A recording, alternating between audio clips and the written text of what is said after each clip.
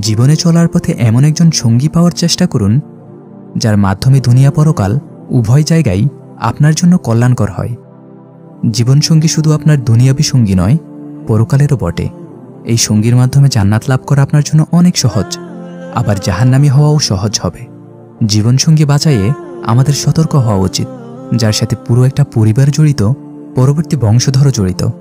সঙ্গী ভালো হলে সংসার জীবনে আপনার সবকিছু সুন্দর হবে, শান্তি মিলবে। কিন্তু বিপরীত সঙ্গী আমাদের জন্য অনেক ভয়ানক হবে। জীবনসঙ্গী বাছাই করার ক্ষেত্রে দিনকে প্রাধান্য দিন। আপনি নিজে দিনহীন হয়ে দিনদার জীবনসঙ্গী বাছাই করতে যাবেন না। মনে রাখবেন, এখানে পরের হক জড়িত।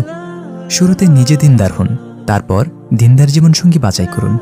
দুনিয়ায় চলার পথে দুজনের চিন্তা ভাবনা, মন মানসিকতা এক হয়ে গেলে বিশ্বাস করুন, দুনিয়াবী জীবনে আল্লাহর সন্তুষ্টি অর্জন করা সহজ হয়ে যাবে, আর এতেই আপনার কল্যাণ নিহিত।